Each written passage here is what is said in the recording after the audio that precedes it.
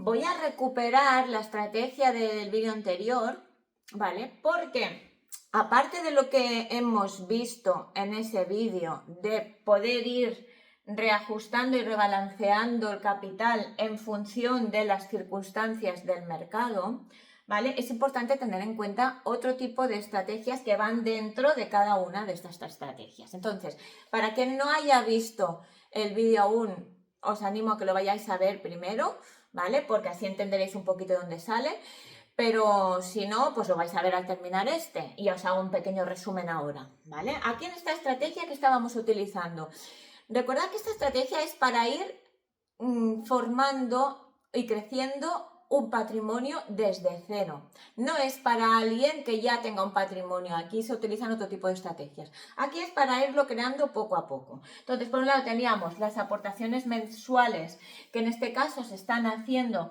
a un fondo de renta variable. Por otro lado tenemos el fondo puente, que es el fondo que utilizamos para resguardar de vez en cuando el capital que tenemos acumulado aquí para protegernos en caso de que venga una bajada fuerte.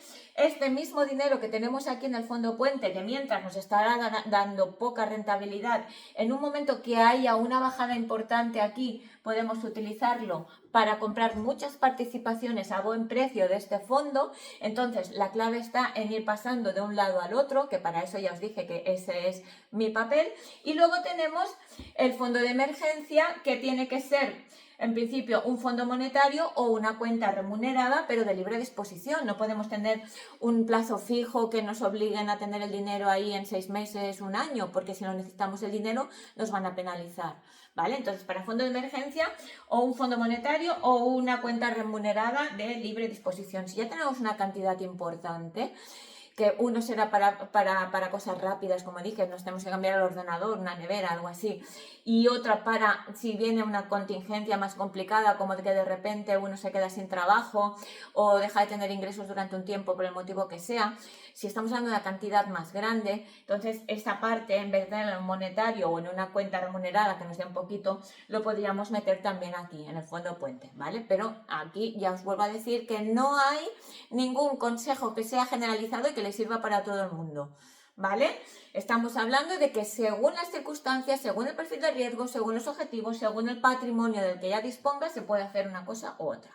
Bien, antes de seguir, que voy a seguir ahora con las pequeñas estrategias que hay dentro de cada grupo, te recuerdo que si aún no lo has hecho, tienes que entrar en mi página web finanzasparanosotras.com. Ahí te explico todo, pones tu mail y empiezas a recibir durante 7 días 7 clases que son las 7 claves que tienes que saber antes de empezar a invertir ni un solo euro, para intentar no cometer errores, para empezar bien, ¿vale? Y luego a partir de ahí tú cada semana vas a recibir una clase, un consejo o las dos cosas.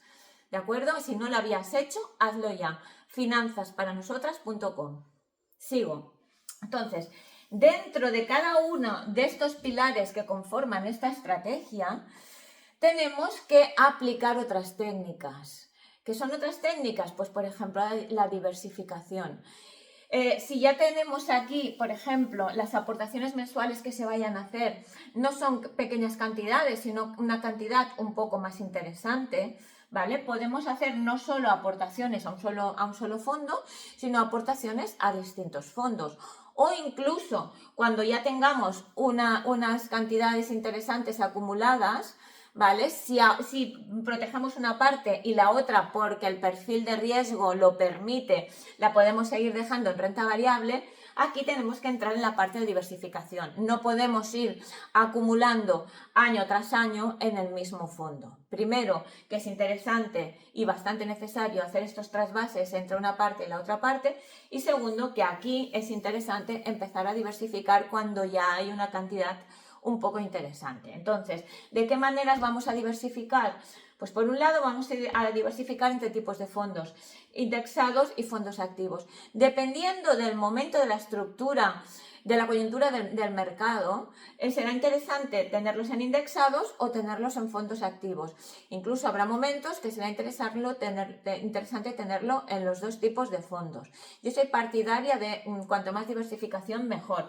Incluso dentro de los indexados se puede tener indexados al mundo en general o indexados solo a emergentes, indexados a distintos índices, ¿vale?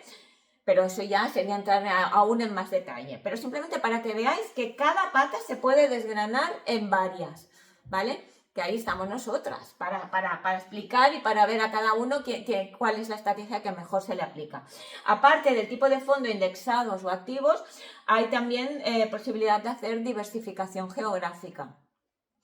Estados Unidos, Europa, el mundo, emergentes, etc. Y luego por diversificación sectorial, tecnológicos, farmacéuticas, turismo, ¿vale? Entonces, con una buena diversificación tendremos la parte de renta variable cubierta. Eso no significa que vamos a tener aquí el 100% de nuestro capital. Recordemos que la parte que tengamos aquí va a depender de en qué punto de nuestra estrategia estamos, pero sobre todo del perfil de riesgo y de los objetivos, ¿vale?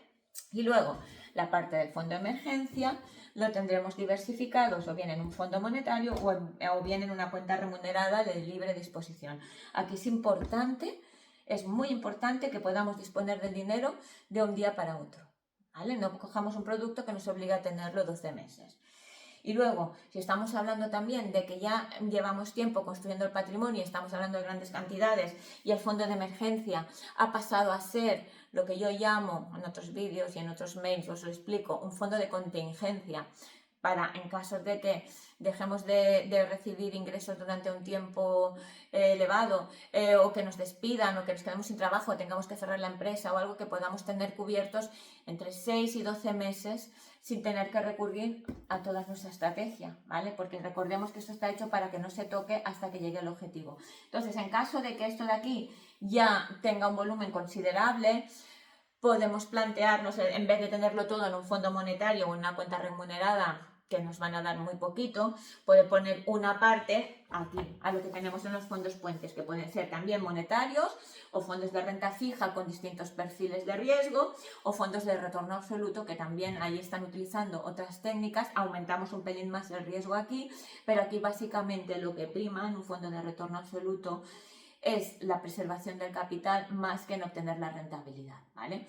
Ya te explicaré en otra ocasión que eso es un fondo de retorno absoluto con más detalle. Pero de momento lo que importa es que recuperando la estrategia del vídeo anterior, dentro de cada una de esas patas hay distintas técnicas para hacerlo aún mejor y que todo va a depender, el porcentaje de un lado, del otro, lo que movamos de un sitio a otro, del perfil de riesgo y de los objetivos, ¿vale?